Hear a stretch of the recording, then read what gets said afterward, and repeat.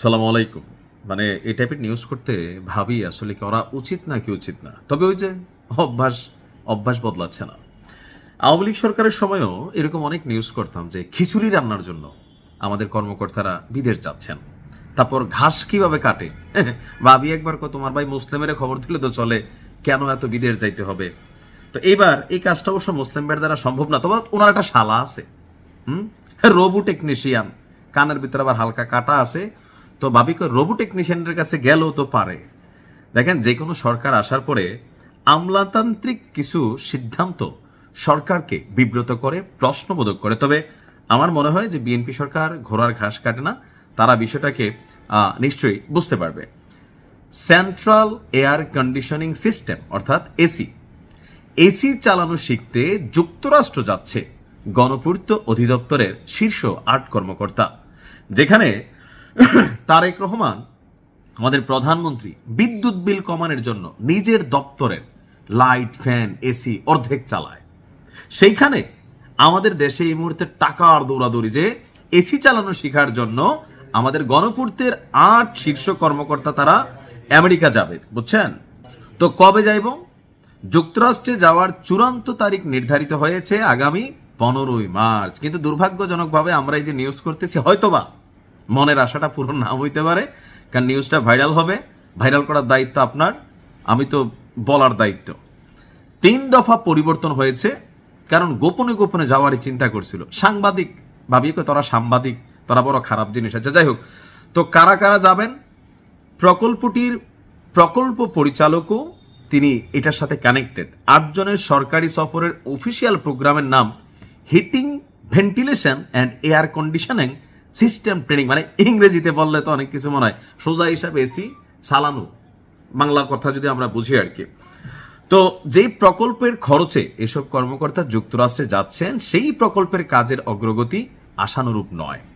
প্রকল্পের ব্যয় 2 দফা বাড়িয়ে 2,388 কোটি টাকা, এটা ব্যয় বৃদ্ধি পেয়ে কত হয়েছে? 3,443 কোটি টাকা করা হয়েছে। অন্যদিকে আপনার এই সিস্টেম সম্পর্কে প্রশিক্ষণ নিতে HVAC এই সিস্টেম সম্পর্কে কর্মকর্তারা যুক্তরাষ্ট্রে যাচ্ছেন।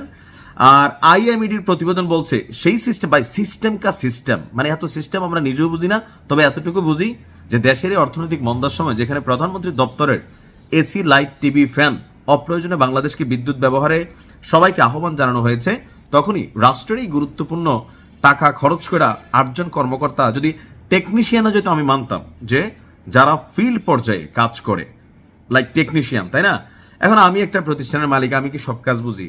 আপনি হয়তো একটা প্রতিষ্ঠানের মালিক, আপনি কি বোঝেন? আপনার যেই লোকটা এই সিস্টেমের সাথে রিলেটেড, সেই যদি যায় আমাদের কোনো আপত্তি নাই। আর বাংলাদেশের ইতিহাস বলে এই ধরনের ট্যুরের মধ্যে বেশিরভাগ সময় ধান্দাবাজি হয়, এছাড়া আসলে কাজের কাজ কিছু হয় না।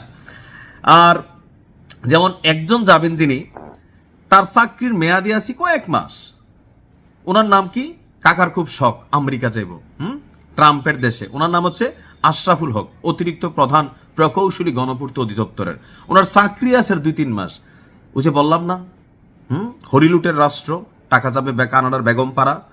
এরপরে এছাড়া যেসব কর্মকর্তা যুক্তরাষ্ট্রে যাচ্ছেন তারা কেউই এই কাজের সাথে সম্পৃক্ত নন, এমনকি নির্মাণ পরবর্তী রক্ষণাবেক্ষণেও তাদের সম্পৃক্ততা থাকার সুযোগ নেই। এরপরও এসব কর্মকর্তাকেই সফরে পাঠানো হচ্ছে, এ নিয়ে প্রশ্ন দেখা দিয়েছে। নথিপত্র বলছে যুক্তরাষ্ট্রভিত্তিক সেন্ট্রাল এয়ার কন্ডিশনিং সিস্টেম ব্যবসা প্রতিষ্ঠান ডানহাম বুশ 8 কর্মকর্তা সফরের যাবতীয় খরচ বহন করবে। ডানহাম বুশ মূলত বিশ্বব্যাপী চিলার এবং HVAC সিস্টেম সরবরাহকারী প্রতিষ্ঠান। বাংলাদেশেও অনেক সরকারি বেসরকারি প্রতিষ্ঠানে সেন্ট্রাল এয়ার কন্ডিশন সিস্টেমটি তারা সরবরাহ করেছে, অনেকগুলা বড় শপিং মলে কানেক্টেড রয়েছে। তো এখন ডানহাম বুশের খরচে 8 কর্মকর্তার সফর ঘিরেও আলোচনা, যে কেন ধান্দাটা তাইলে কোথায়? এদেরকে যে কোম্পানি ধান্দা নিয়ে যাবে, রাষ্ট্রীয় কিছু ব্যয় হবে, তো সব মিলিয়ে সিস্টেম কি? ওই যে রিটায়ার্ডে যাবে, যে প্রতিষ্ঠানে এইসব এসি লাগানো হবে, 3 দিন চললা মেরামত, মানে ভাই কি আর বলবো, থাক বেশি আর না বলি। তবে আমরা মনে করি আমলাতান্ত্রিক অনেক ক্যারেক্টার আছেন প্রশাসনের, সরকারের সাথে কানেক্টেড না, কিন্তু যেই সরকারি বসে তাদের ধান্দা চলে ভালো, পয়সা কামায় তারা, বদনাম হয় রাজনীতিবিদরা। আমরা আশা করি বিএনপি সরকার এ বিষয়ে পদক্ষেপ নেবেন। আসসালামু আলাইকুম।